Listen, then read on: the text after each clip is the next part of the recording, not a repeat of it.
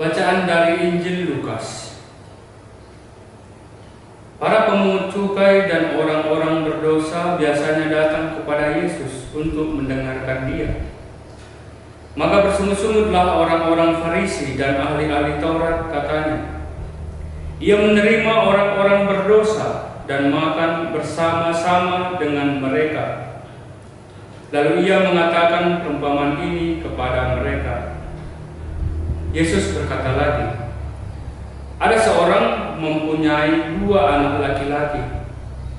Kata yang bungsu kepada ayahnya, Bapa, berikanlah kepadaku bagian harta milik kita yang menjadi hakku. Lalu ayahnya membagi-bagikan harta kekayaan itu di antara mereka.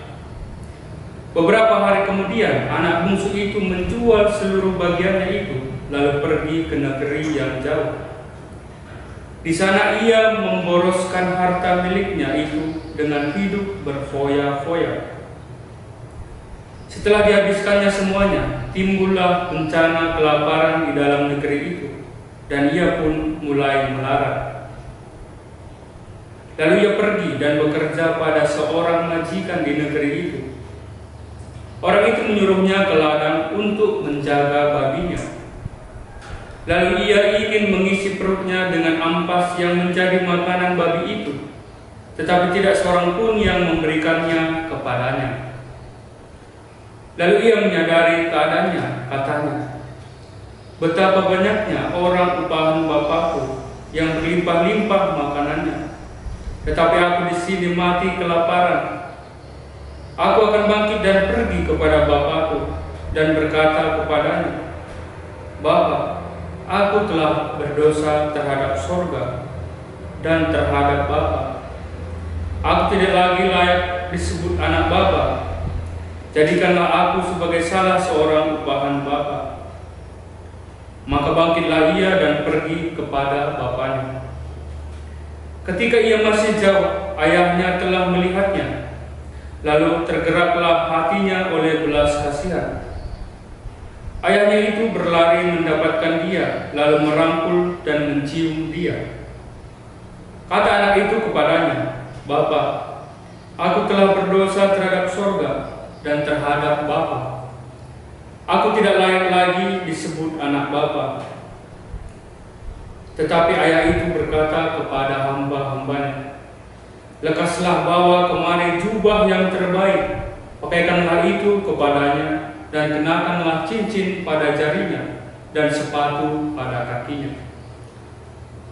Dan ambillah anak lembu tambun itu, sembelihlah dia, dan marilah kita makan dan bersuka cita.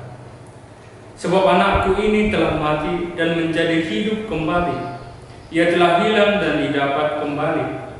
Maka mulailah mereka bersukaria. Tetapi anaknya yang sulung berada di ladang, dan ketika ia pulang dan dekat ke rumah, ia mendengar bunyi seruling dan nyanyian tari-tarian. Lalu ia memanggil salah seorang hamba dan bertanya kepadanya, apa arti semuanya itu? Jawab hamba itu, adikmu telah kembali dan ayahmu telah menyembelih anak lembu tambun, karena ia mendapatnya kembali dengan sehat. Maka marahlah anak sulung itu, dan ia tidak mau masuk. Lalu ayahnya keluar dan berbicara dengan dia. Tetapi ia menjawab ayahnya, katanya, telah bertahun-tahun aku melayani Bapa, dan belum pernah aku melanggar perintah Bapa. Tetapi kepada aku belum pernah Bapa memberikan seekor anak kambing untuk bersukacita dengan sahabat-sahabatku. Tetapi baru saja datang anak Bapa yang telah memboroskan harta kekayaan Bapa bersama-sama dengan pelacur-pelacur. Maka Bapa menyembelih anak lembu tambun itu untuk dia. Kata ayahnya kepadanya, anakku, engkau selalu bersama-sama dengan aku, dan segala kepunyaanku adalah kepunyaanmu. Kita patut bersukacita dan bergembira, karena adikmu telah mati dan menjadi hidup kembali. Ia telah hilang dan didapat kembali. Demikianlah sabda Tuhan. Pace ebene. Saudara-saudariku terkasih dalam Kristus Tuhan, kita memasuki hari Minggu Prapaskah keempat tahun C, tahun kedua. Bersukacitalah, hai Yerusalem, dan berhimpun, kamu semua yang mencintainya. Bergiranglah bersama-sama dia segirang-girangnya, hai semua orang yang dulu berduka cita, agar kamu bersorak-sorai dan dipuaskan dengan kelimpahan penghiburan. Masa Prapaskah yang kita alami bersama hingga pekan keempat ini membawa sukacita tersendiri. Kita bersukacita karena apapun dan siapapun diri kita, Tuhan tetap memberi berkat dan penebusan berlimpah melalui Yesus Kristus Putranya. Hari Minggu Prapaskah keempat ini juga dikenal dengan nama Hari Minggu Sukacita atau Hari Minggu Leptare. Maka saudara-saudara, bersukacita, saudara-saudari terkasih. Apakah ada sukacita di dalam hati kita? Mungkin ada di antara kita yang jujur mengatakan bahwa ada sukacita selalu bersama sumber sukacita. Ada juga yang mungkin mengatakan dengan jujur dalam hatinya bahwa ia belum memiliki sukacita saat ini karena sedang dirundung duka dan cemas, memiliki masalah-masalah kehidupan dan beban berat. Kepada yang tidak memiliki masalah kehidupan saat ini, silahkan kita bersyukur dan bersukacita. Kepada mereka yang memiliki beban kehidupan, ingatlah perkataan Tuhan. Marilah kepadaku semua yang letih lesu dan berbeban berat, aku akan memberikan kelegaan kepadamu. Maka jangan bimbang dan jangan ragu untuk datang kepada Yesus dan mengalami sukacita di dalamnya.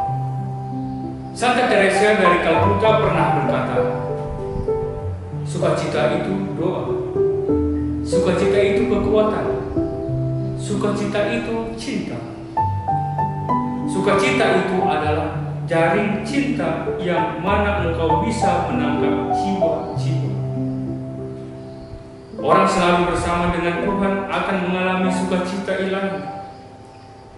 Maka sukacita adalah sebuah doa yang menguatkan, sebuah cinta untuk menyelamatkan jiwa-jiwa.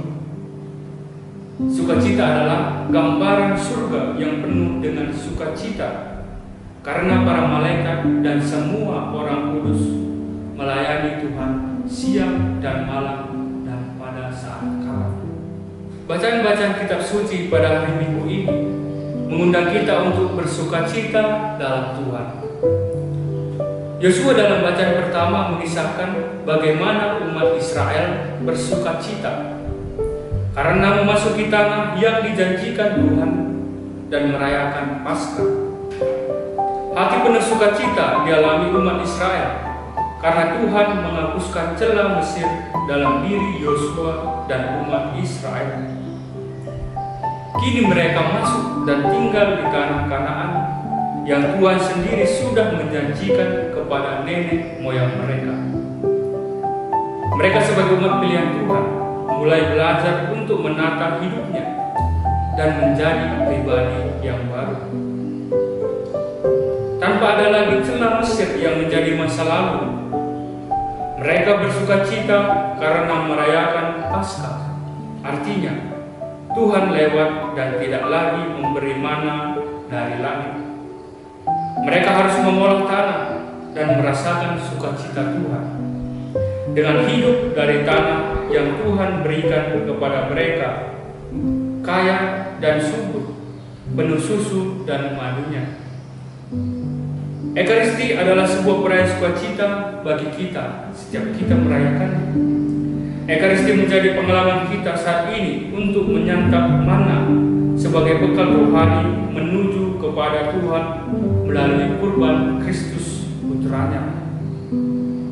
Ekaristi adalah puncak di mana kita menyerahkan diri kita di hadapan Tuhan. Dan dan saat-saat di mana kita merayakan Ekaristi, baik itu harian, mingguan, dan terkhusus pada hari ini. Saudara-saudariku terkasih dalam Tuhan, Santo Paulus memanggil kita untuk senantiasa bersukacita. Ia pernah berkata, "Bersukacitalah senantiasa dalam Tuhan. Sekali lagi kukatakan, bersukacitalah." Kita bersukacita karena Tuhan begitu baik dengan kita. Ia memberikan Yesus Kristus sebagai juru damai bagi kita semua. Santo Paulus dalam bacaan kedua mengatakan bahwa Tuhan Allah sudah mendamaikan kita dengan dirinya melalui Yesus Kristus Tuhan kita. Dengan demikian, kita menjadi ciptaan baru. Sebagai ciptaan baru, kita perlu membawa sukacita kepada sesama. Nah, tentang ini, Santo Paulus berkata, "Bersukacitalah dalam pengharapan, sabarlah dalam kesesakan, dan bertekunlah dalam doa."